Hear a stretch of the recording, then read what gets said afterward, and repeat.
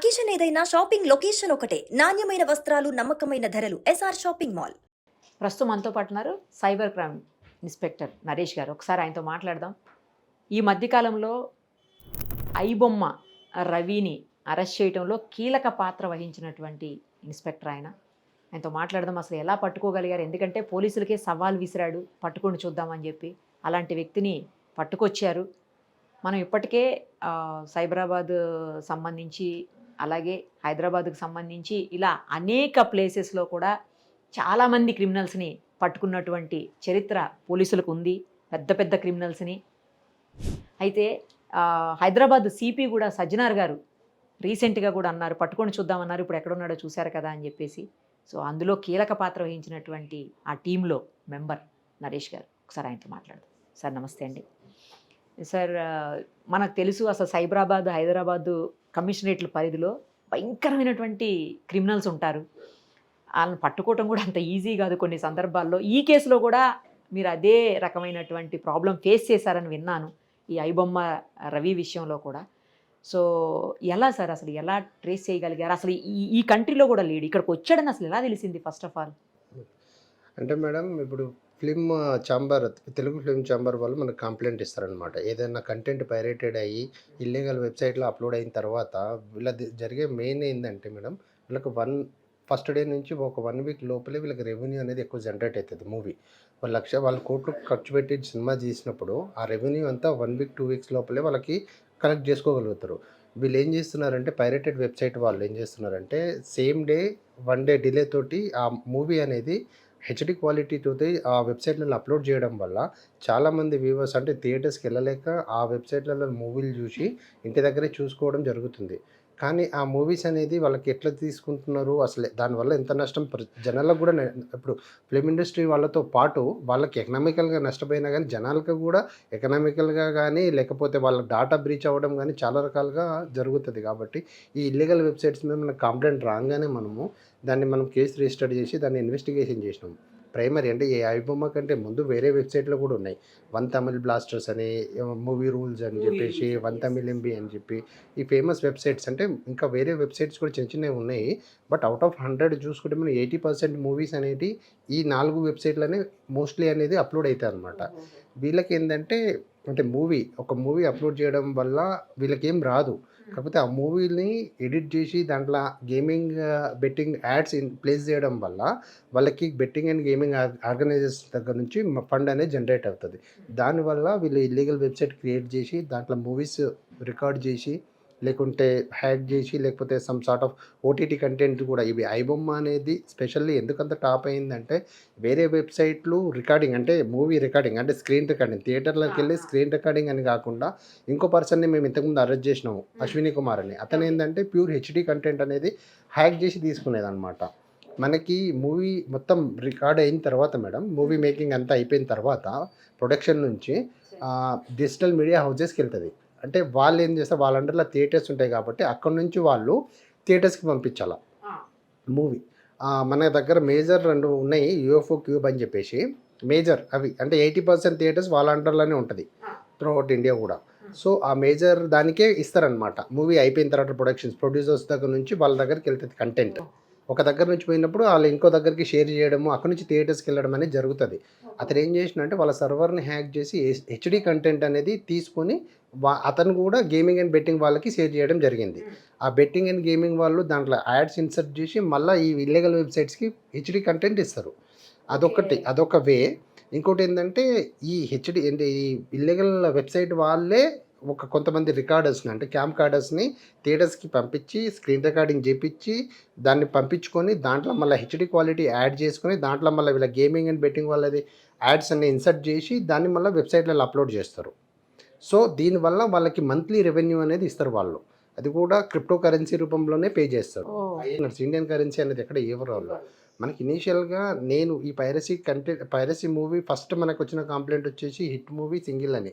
Hit 3 ఉంది కదా madam, Nani గారిది హిట్ ప్లస్ సింగిల్ మూవీ దగ్గర నుంచి మనకు స్టార్ట్ అయింది. అక్కడ ఏంటంటే ఆ క్యామ్ కార్డర్ ఏంటంటే ఒక థియేటర్లో అంటే అతాపూర్లో మంత్రమాల్ ఉంది, అక్కడ రికార్డింగ్ చేశాడు ఆ మూవీస్ చేసి వాళ్ళకి పంపించాడు. అక్కడ నుంచి ఇన్వెస్టిగేషన్ స్టార్ట్ చేసినప్పుడు ప్రైమరీగా అతన్ని అరెస్ట్ చేయడం జరిగింది, జానకిరణ్ కుమార్ అని. దాని త్రూ మనం ఎన్రూట్ అయ్యి సిరియల్ అని వన్ తమిళ్ బ్లాస్టర్స్ అనేది ఆ వెబ్సైట్ ఓనర్ని మనం పట్టుకోవడం జరిగింది కరూర్లో, తమిళనాడులో. దాని తర్వాత హెచ్డి క్వాలిటీ అంటే ఇది క్యాంప్ కార్డర్ సైడ్ అయిపోయింది మేడం. తర్వాత మళ్ళీ ఇన్వెస్టిగేషన్ ఇంకో ఛాలెంజింగ్ ఏమైందంటే హెచ్డి కంటెంట్ ఎవరు లీక్ అవుతున్నారు అసలు ప్రొడ్యూసర్స్కి అర్థం కావట్లేదు. డిజిటల్ మీడియా హౌసెస్ కూడా బ్లాంక్ అనమాట. ఈ యూఎఫ్ఓని అడిగితే క్యూబాల పేర్లు చెప్తారు, క్యూబాలో అడిగితే యూఎఫ్ఓ చెప్తారు. అలా ఎంప్లాయీస్ ఏమైనా చేశారనేది ఆ యాంగిల్లో కూడా చాలా ఇన్వెస్టిగేషన్ చేసినాం మేడం.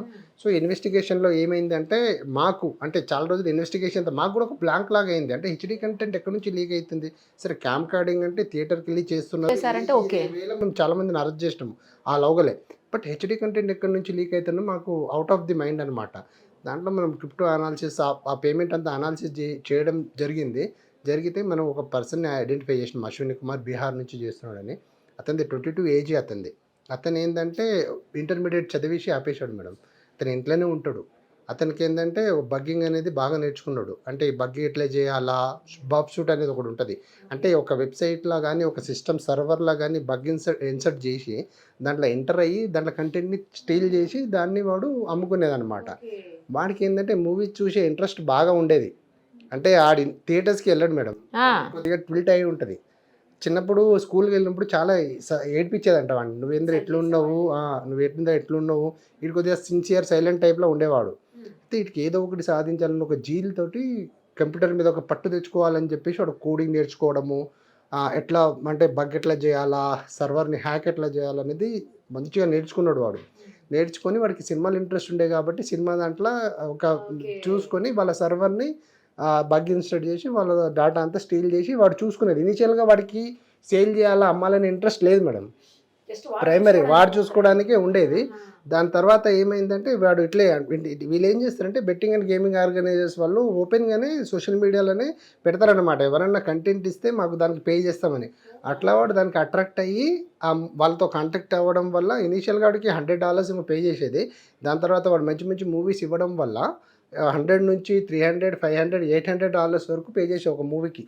మనకి $800 అంటే ఇండియన్ కరెన్సీలో ఆల్మోస్ట్ ఎంత మేడం, $1 × 80 కదా, ఆల్మోస్ట్ అంత సంథింగ్ అట్లా పే చేసేది వాడికి. 1,50,000 సంథింగ్ వచ్చేది వాడికి ఒక మూవీకి. సో అట్లా దానికి అలవాటయ్యి హ్యాక్ చేయాలా, వాడు ఆ మూవీ చూడాలా, మళ్ళీ వీళ్ళకి కంటెంట్ ఇవ్వాలా, అమౌంట్ తీసుకోవాలా. ఇదే ఇంకా క్రిప్టోలో, అది కూడా క్రిప్టోలోనే. సో అట్లా వాడు సంపాదిస్తున్నప్పుడు మనకు ఒక సోర్స్ త్రూ వాడిని డిటెక్ట్ చేయగలిగినాము.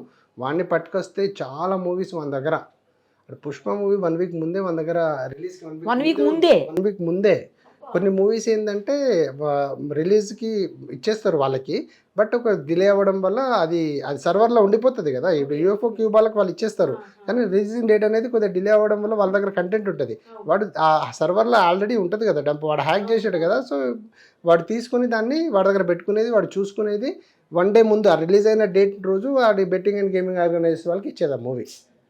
వాళ్ళేమో యాడ్స్ అన్ని ప్లేస్ చేసుకుని దాన్ని వెబ్సైట్ వాళ్ళకి ఇచ్చి వాళ్ళ దాంట్లో అప్లోడ్ చేయించేదన్నమాట. ఇట్లా అతన్ని పట్టుకున్నాము. దాని తర్వాత మళ్ళీ ఇది ఐబొమ్మ అది కంప్లైంట్ వచ్చింది మనకి. ఈ వెబ్సైట్స్ కాకుండా ఐబొమ్మలో కూడా, ఐబొమ్మ స్పెషాలిటీ ఏంటంటే మేడం, అతను ఈ ఏదైతే ఇల్లీగల్ వెబ్సైట్స్ ఉన్నాయి కదా, మూవీ రూల్స్ కానీ ఇంకా ఇవి వన్ తమిళ్ బ్లాస్టర్స్ మేము అరెస్ట్ చేసిన పర్సన్స్, వీళ్ళతో కూడా టైఅప్ ఉంటుంది.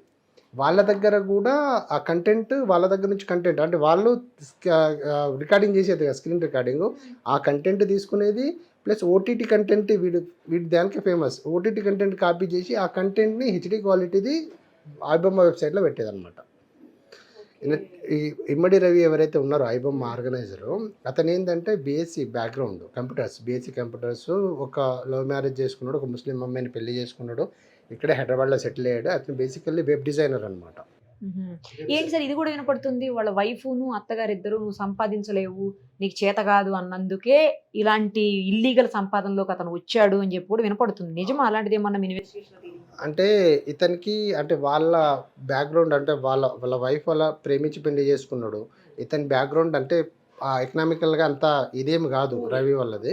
సో వాళ్ళది కొద్దిగా మంచి ఫైనాన్షియల్గా వెల్ సెటిల్డ్ బ్యాక్గ్రౌండ్ అనమాట.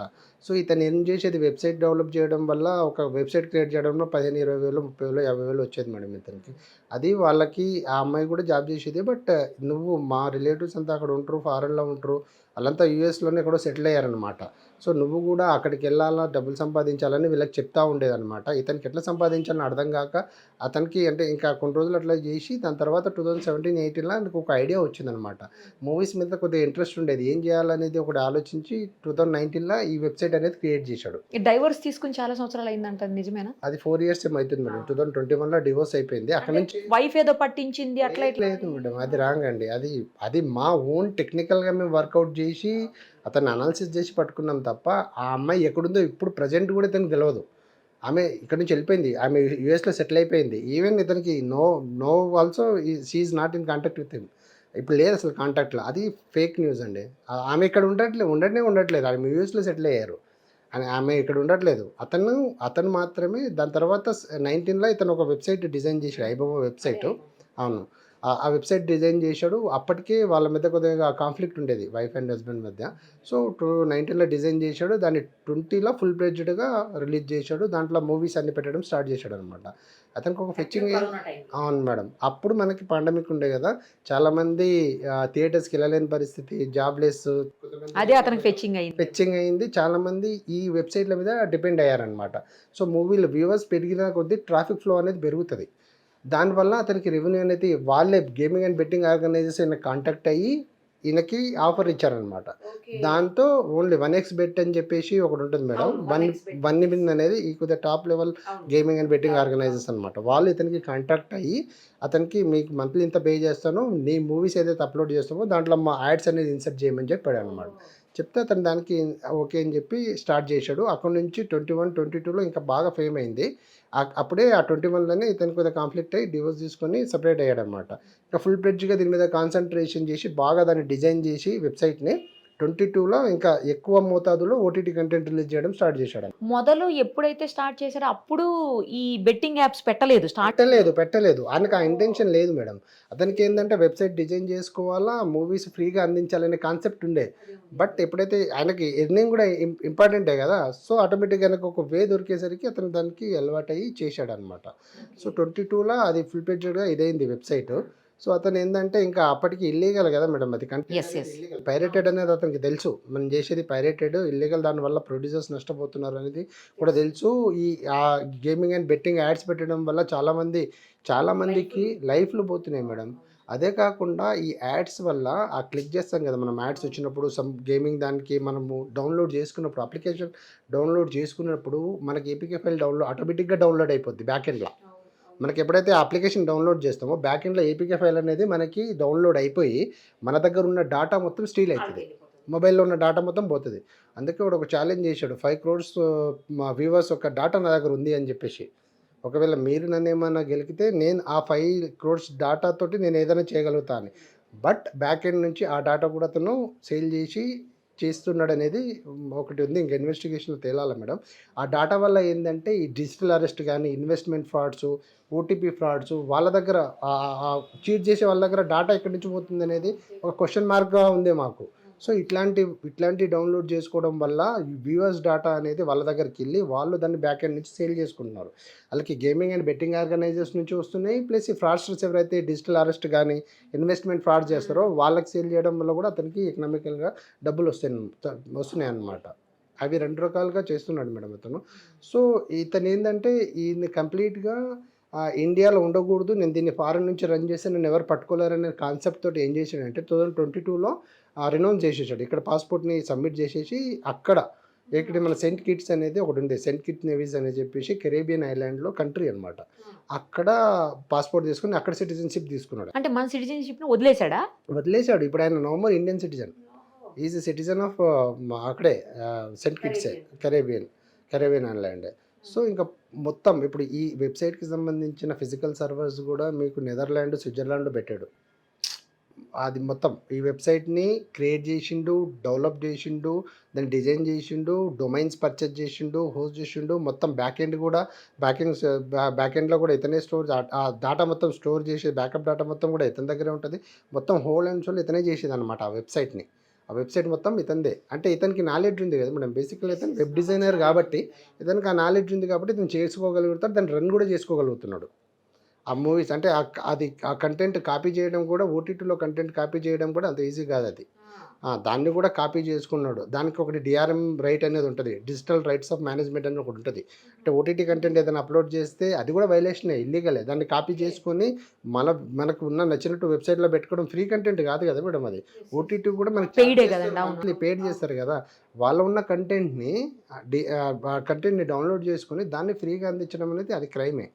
అది అందించడమే కాకుండా దాంట్లో గేమింగ్ అండ్ బెట్టింగ్ యాడ్స్ అనేది ప్లేస్ చేసి జనాలకు భారీ నష్టాన్ని కలిగిస్తున్నాడు. ఈవెన్ ప్రొడ్యూసర్స్కి, సినీ వాళ్ళకి నష్టపోతున్నారు, ఇట్ టైం పబ్లిక్ కూడా నష్టపోతున్నారు. కానీ పబ్లిక్కి ఎంతసేపు నాకు 500 మిగిలింది, 1000 రూపాయలు మిగిలింది అనే కన్సెప్ట్తో ఉన్నారు. కానీ ఇది బ్యాక్ నుంచి అన్న డేటా బ్రీచ్ అవుతుంది, దానివల్ల ఇట్లా ఫ్రాడ్స్ అవుతున్నాయి అనేది మాత్రం వాళ్ళు గ్రహించలేకపోతున్నారు. ఈ గేమింగ్ అండ్ బెట్టింగ్ వల్ల చాలామంది కూడా ప్రాణాలు కోల్పోయారు మేడం.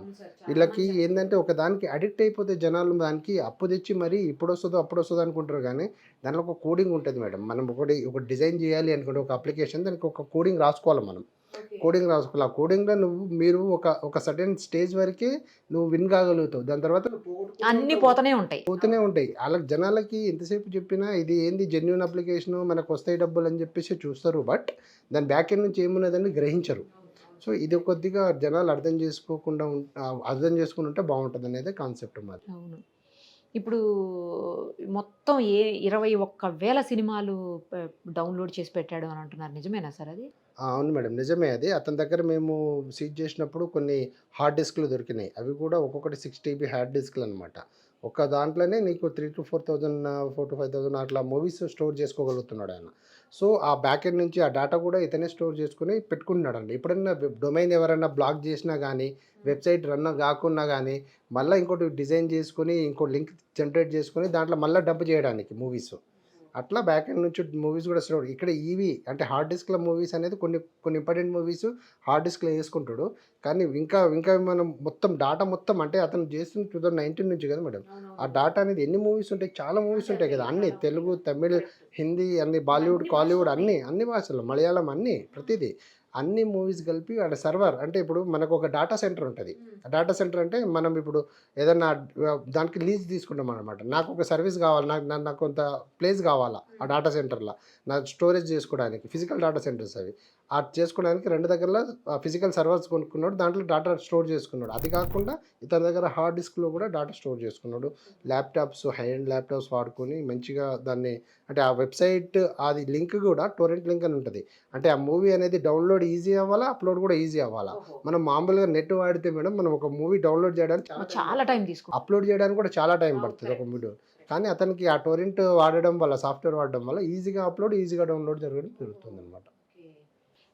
ఇప్పుడు ఐబొమ్మ ఒకవేళ పోయినా కూడా చాలా వేరే ఏయో చేశాడని అంటున్నారు సార్. చాలా రెడీగా పెట్టుకున్నాడు, అది సైట్ కాకపోతే ఇంకో సైట్లోకి వెళ్ళి ఐబొమ్మ కూడా మేము ఇవాళ నుంచి ఇంక ఇది క్లోజ్ చేసేస్తున్నాము, ఇక మీదట దీంట్లో రాలేము, మాకు ఇప్పటివరకు సహకరించినందుకు మీ అందరికీ థ్యాంక్స్ అని చెప్పేసి పెట్టారంట సార్. ఇప్పుడు ఏదో రాదా అని చెప్పేసి ఇంకోటి ఏదో స్టార్ట్ చేశారు, వీళ్ళదే అంటున్నారు, నిజమేనా? అంటే ఇతనికి బేసికల్గా ఐబొమ్మ, బప్పం.టీవీ, ఐరాధా 3 అతనే. ఐరాధా కూడా అతందే. యాక్చువల్ బేసిక్ అంటుంది ఫస్ట్ ఐబొమ్మనే, దాన్ని మళ్ళీ బప్పం కింద మార్చాడు. ఇప్పుడు ఏ వెబ్సైట్ ఐరాధా క్లిక్ చేసినా, మీరు బప్పం క్లిక్ చేసినా రీడైరెక్టెడ్ ఐబొమ్మనే మళ్ళీ. అది అర్థమైందా? అంటే లీగల్ కాన్సిక్వెన్సెస్ ఐబొమ్మ అనేది ఇట్లా అయింది కాబట్టి దాన్ని బప్పం కింద మార్చాడు. ఐరాధా కూడా అతందే. సో ఈ 3 వెబ్సైట్లే అతందే. మెయిన్ వెబ్సైట్ డౌన్ చేస్తే ఆటోమేటిక్గా ఇవన్నీ లింక్ అన్నీ డౌన్ అయిపోతాయి, దానికి ప్రాబ్లమే లేదు. ఆల్రెడీ అవి మనము ఇన్ఫర్మేషన్ అండ్ బ్రాడ్కాస్టింగ్ వాళ్ళకి రాసినాం, ministry of information and MIB అని చెప్పేసి ఉంటుంది, వాళ్ళకి రాసి డౌన్ చేయించినాం ఇవన్నీ. అది చాలామంది అక్యూజ్ని పట్టుకుని డౌన్ చేయించారంటే అది మన కాదు. మనం ఒక లెటర్ పెట్టి గవర్నమెంట్ ఇట్ సెల్ఫ్ దాన్ని డౌన్ చేస్తుంది, టేక్ డౌన్ చేస్తుంది ఆ వెబ్సైట్ రన్ కాకుండా. ఓకే. సో అది ఇల్లీగల్ కంటెంట్ అనేది మనది ఇంత కేసు అయింది, దీని ఇన్వెస్టిగేషన్ జరిగింది, ఇది ఇల్లీగల్, దీనివల్ల ఎంత జరుగుతుంది అనేది we need to send one notice అనమాట. Basic on that notice they will do take down the websites అనమాట. అఫీషియల్ గానే చేసేసారు. అఫీషియల్గానే చేస్తారు మేడం, దానికి మనమేం చేయించాల్సిన అవసరం లేదు. అఫీషియల్గానే చేయించినాం కాబట్టి అవన్నీ టేక్ డౌన్ అయిపోయినాయి. ఇప్పుడు వేరేది క్రియేట్ చేయడం అనేది జనాలు అంటే మార్కెట్ ఉంది, సోర్సెస్ ఉన్నాయి, రిసోర్సెస్ ఉన్నాయి, ఎవరైనా చేస్తారు మేడం. కాకపోతే దాన్ని మనం ఇది చేయకుండా ప్రమోట్ చేయకుండా అంటే ప్రమోట్ చేయకపోవడము లేకపోతే దాన్ని అసలు మనం చూడకుండా ఉండడము చేస్తే వాళ్ళు అట్లాంటి వాళ్ళు రారు కదా ఇంకా. అవును. అసలు ఇతను కాదు మెయిన్, దీని వెనకాల వేరే వాళ్ళు ఉన్నారు, వాళ్ళు అసలు ఈ కంట్రీలోనే లేరు, వేరే కంట్రీస్లో ఉన్నారు, వాళ్ళని పట్టుకోవడం అంత ఈజీ కాదు రవిని పట్టుకున్నట్లు అని అంటున్నారు. నిజమా సార్? అట్లాంటిది ఏమన్నా ఉందా? మాకు తెలిసి మా ఇన్వెస్టిగేషన్ టిల్ నో అయితే ఇతనే మేడం ఓనర్. ఈ వెబ్సైట్ చేసింది ఇతనే, ప్రైమరీ నుంచి ఇతనే మొత్తం.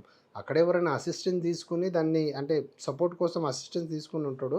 ఆ యాంగిల్లో కూడా మేము ఇన్వెస్టిగేషన్ చేస్తున్నాము. అదేమన్నా తెలిస్తే ఇలాంటి వాటికి అసలు సీరియస్గా శిక్షలు కానీ చట్టాలు కానీ లేవు. కొద్ది రోజుల తర్వాత బయటకు వచ్చేసరికి మళ్ళీ ఇంకో వెబ్సైట్ స్టార్ట్ చేస్తాడని కూడా మాట్లాడుతున్నారు కొంతమంది. లేదు మేడం, అంటే ఇప్పుడు మన దగ్గర అంటే యాక్చువల్లీ ఇది కొన్ని మూవీస్ అంటే కొన్ని ఇంపార్టెంట్ అంటే కొన్ని ఎక్కువ భారీ బడ్జెట్ మూవీస్ లాస్ ఎక్కువ జరగడం వల్ల కొన్ని మూవీస్లో మనకు కంప్లైంట్ ఇస్తున్నారు కాబట్టి దాని మీద ఇన్వెస్టిగేషన్ చేస్తున్నాం. ఆల్రెడీ 4-5 కేసెస్ ఉన్నాయి, రిజిస్టర్ అయి ఉన్నాయి. దానికి మనం మ్యాక్సిమం ఎంతైతే అంటే ఇప్పుడు సినిమాటోగ్రఫీ యాక్ట్ అని, బ్రాడ్కాస్టింగ్ యాక్ట్ అని చెప్పేసి ఫోర్జరీ కూడా చేశాడు అనమాట. ఆయన వేరే ఐడి కార్డ్ అంటే వేరే పర్సన్ పేరు పెట్టుకొని ఫోటో ఇతను ఉంటుంది, పాన్ కార్డ్ తీసుకున్నాడు ప్లస్ ఐడి ప్రూఫ్ తీసుకునే ఆ సిమ్స్ కూడా వేరే వాళ్ళ సిమ్స్ అనమాట. వేరే వాళ్ళ సుశర్ల ప్రశాంత్ అని ఇంకో శివాజీని వేరే వాళ్ళని అలర్ట్ చేసిన దీంట్లో అది ఒకతను సిమ్స్ అప్లై చేశాడు అనమాట. ఆ వెబ్సైట్ ఎప్పుడైతే రిజిస్టర్ చేసుకోవాలన్నమాట, పోర్క్బోన్ అని చెప్పేసి అది ఫారెన్ది, యూఎస్ఏది. దాంట్లో రిజిస్టర్ చేసుకున్నాడు. అది ఆ రిజిస్టర్ చేసుకున్నప్పుడు మనకు ఫోన్ నెంబర్ ఇవ్వాలా. మనం ఏదైనా అప్లికేషన్ ఇప్పుడు చేస్తున్నట్టు మన ఫోన్ నెంబర్ రిజిస్టర్ నెంబర్ ఇవ్వాలి కదా మేడం. అతని పేరు మీద ఉన్న సిమ్ ఆ నెంబర్ అనేది ఇచ్చాడు ఆయన. అట్లా ఆ డాటా కూడా పేమెంట్ కూడా చేసేటప్పుడు ఈ వేరే వాళ్ళది కార్డ్స్ వాడడం అనేది చేస్తాడు. అతని ఐడెంటిటీ అనేది జీరో మేడం. ఎక్కడ మనకి అతని ఇన్వాల్వ్ అనేది జీరో అనమాట. మేము దాన్ని టెక్నికల్గా అనాలిసిస్ చేసి మా వేలో దాన్ని చేసుకొని దాన్ని అతన్ని ఐడెంటిఫై చేయగలిగినాం తప్ప అతని ఐడెంటిటీ అక్కడ జీరో, ఎక్కడ కూడా లేదు, ఉండదు అనమాట అతనిది. అదే వేరే వాళ్ళ పేరుతోటి తీసుకున్నాడని నిన్న సజ్జనార్ సార్ కూడా వాస్తవమే మేడం, తీసుకున్నాడు. అందుకే ఫోర్జరీ సెక్షన్ కూడా వేసినాం మనం.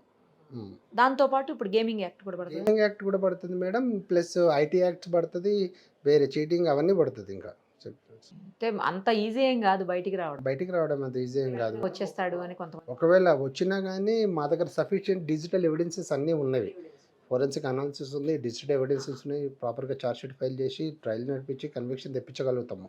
బట్ జనాలకు ఒకటి భ్రమ ఏంటంటే ఈ అంతా క్రైమ్ చేసుకుని ఈజీగా సర్వైవ్ అవ్వగలుగుతాం అనేది రాంగ్ ఒకటి. కానీ ఈ క్రైమ్ చేయడం వల్ల జనాలకు కూడా భారీ నష్టం జరుగుతుంది. ఎట్ ద సేమ్ టైం సినీ పరిశ్రమకు జరుగుతుంది, పబ్లిక్కి కూడా ఇండివిజువల్కి వాళ్ళకి నష్టం జరుగుతుంది. సో ఇది గ్రహించట్లేదు. ఎంతసేపు ప్రీ కంటెంట్ వస్తుంది అనేది చూస్తున్నారు, బట్ బ్యాక్ ఎండ్ నుంచి ఏం జరుగుతుంది అనేది వాళ్ళకి ఐడియా వస్తలేదు. అసలు నా డాటా ఎక్కడి నుంచి పోయింది అనేది చూస్తారు, అవును కనబడదు కదా మేడం. నీకు బ్యాక్ ఎండ్ నుంచి నువ్వు అప్లికేషన్ డౌన్లోడ్ చేస్తున్నప్పుడు ఏపీకే ఫైల్ ఇన్స్టాల్ అయిపోతుంది. వన్స్ ఏపీకే ఫైల్ ఇన్స్టాల్ అయితే వాడు ఆటోమేటిక్గా డాటా తీసుకుంటాడు, ఆటోమేటిక్గా వెళ్ళిపోద్ది డాటా. ఎందుకంటే వాడు క్రియేట్ చేసిన లింక్ కదా అది application. You can do anything, వాళ్ళ దగ్గర వెళ్ళిపోతుంది. కానీ అంటే జరిగింది తప్పే కావచ్చు, చేసింది అతను తప్పే కావచ్చు, బట్ పబ్లిక్ నుంచి చాలా మంది దగ్గర నుంచి అతనికి పాజిటివ్గా వినిపిస్తుందండి. చాలా మీమ్స్ వస్తున్నాయి, పాజిటివ్గా మాట్లాడుతున్నారు.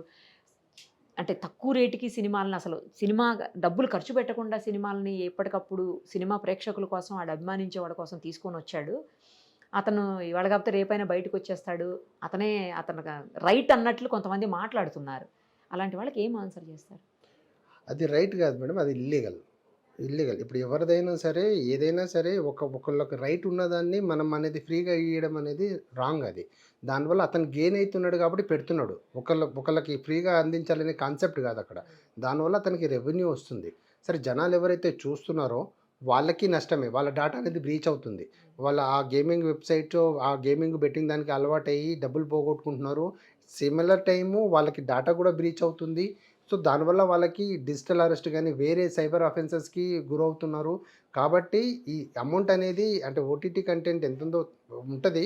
దానికేం లేదు మేడం.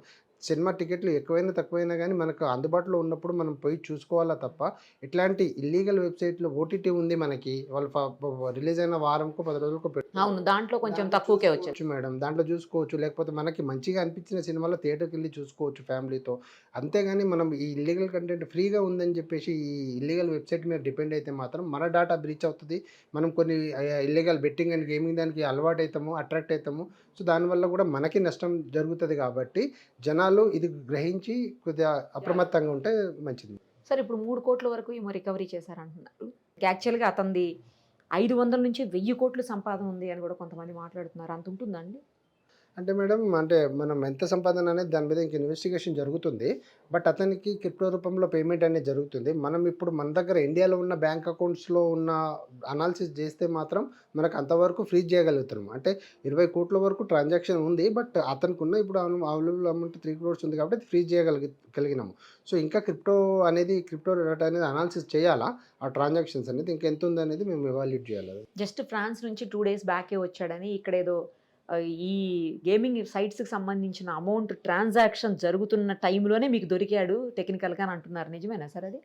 అతనికి పేమెంట్ ఫండింగ్ ఎక్కడి నుంచి వస్తుంది? అతను అంటే ఎట్లా వెబ్‌సైట్ డిజైన్ చేసాడు? ఎక్కడ సర్వీసెస్ తీసుకున్నాడు?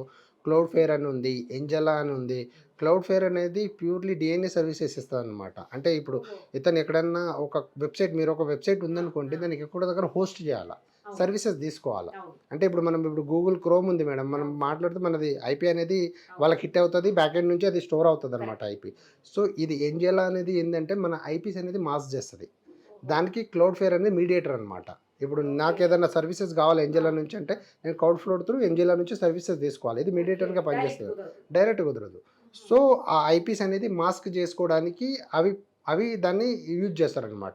నార్మల్ మనం అంటే జనాలు చాలామంది జెన్యూన్‌గా చేసేవాళ్ళు ఇదంతా ఉండదనమాట. సో, ఎవరైతే అంటే అది ఎంజిన్‌లో కూడా ఏందంటే పైరేట్ బే అని ఒకటి డార్క్ వెబ్ అప్లికేషన్ ఉంది.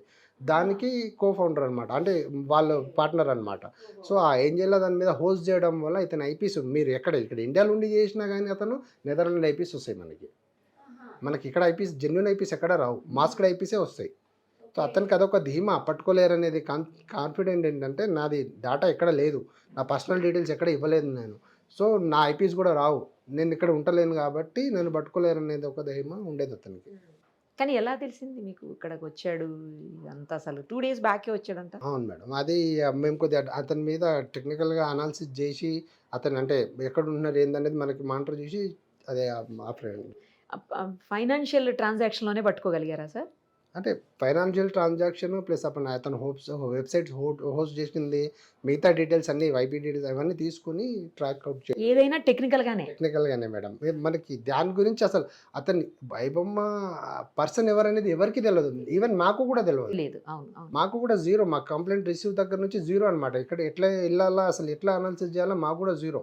దాన్ని కొద్దిగా మేము వర్కౌట్ చేసి దాని మీద కొద్దిగా స్టడీ చేసి దాన్ని ఇన్వెస్టిగేషన్ చేసి అతన్ని ఐడెంటిఫై చేసిందే మేము కొన్ని రోజుల బ్యాక్.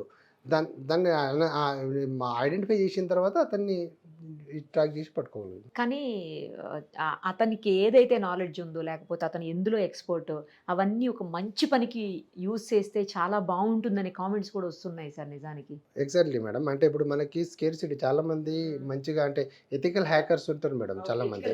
వాళ్ళు జెన్యూన్ సర్వీసెస్ ఇస్తారనమాట. అంటే గవర్నమెంట్‌కి ఏదన్నా ఇప్పుడు ఆర్మీస్‌లో కానీ అవును. మనకి ఇండియాకి కానీ మన కంట్రీకి కానీ యూజ్ అయ్యేదానికి యూజ్ చేస్తే అతనికి మంచి సాలరీస్ కూడా పేమెంట్ కూడా మంచి జరుగుతుంది. అంటే ఇంత ఇన్స్టెంట్‌గా పేమెంట్ జరగకపోవచ్చు. ఇతనికి ఏంటంటే 15-20 లక్షలు వస్తుంది నెలకి. అంత ఇన్స్టెంట్‌గా జరగకపోవచ్చు కానీ సఫిషియెంట్ అమౌంటే వస్తుంది కదా మన లైవ్లీహుడ్‌కి. కాకపోతే మంచి పని కోసం యూజ్ చేస్తే మంచిది. కానీ సార్ అతను చాలా టెక్నికల్‌గా అసలు సూపర్ ఫాస్ట్‌గా ఉన్నాడు. వేరే లెవెల్‌లో ఉన్నాడు టెక్నికల్‌గా. అసలు అతను ఎవరు పట్టుకోలేనంత నాలెడ్జ్ ఉంది అన్నీ చెప్పారు. అన్నీ బాగున్నాయి. కానీ అలాంటి వాడిని పట్టుకోగలిగారంటే పోలీసులు మీరు ఇంకా టెక్నికల్‌గా స్ట్రాంగ్ అనే కదా సార్. అవునా? అవును మేడం. మీరు ఇంకెంత స్ట్రాంగ్ అయితే పట్టుకోగలిగారు?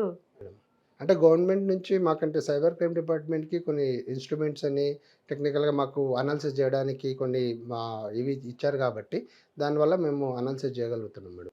ఏదైనా టెక్నికల్గా స్ట్రాంగ్ అంటే ఆ స్ట్రాంగ్ని పట్టుకోగలిగారంటే మీరు ఇంకెంత strong. Great sir. Hats off to Hyderabad, especially Sajjanar sir team, మీకు అందరికీ. ఎవరైతే ఈ సైబర్ క్రైమ్ ఈ ఇష్యూలో ఎవరెవరు పార్టిసిపేట్ చేశారు, ఎందుకంటే ఇక్కడ ప్రాణాలు ముఖ్యం సార్. ఫస్ట్ సినిమాలు, ఆర్థిక పరమైనటువంటి లాస్ ఇవన్నీ కాసేపు పక్కన పెట్టేద్దాం. ప్రాణాలు, బెట్టింగ్ యాప్స్ తోటి చాలామంది ప్రాణాలు కోల్పోతున్నారు, అమాయకులు, వాళ్ళకి తెలియక పాపం. అలాంటి వాళ్ళ విషయంలో మీరు నిజంగా ముందుకొచ్చి స్టెప్ వేసి దానికోసమే ఫస్ట్ మీరు ఇలా ఒక పెద్ద క్రిమినల్ని పట్టుకోగలిగారు. సవాల్ విసిరాడు, పట్టుకోండి చూద్దామని చెప్పేసి. ఆ టైంలో చాలా మీమ్స్ కూడా వచ్చినాయి మీ మీద, పోలీసుల మీద.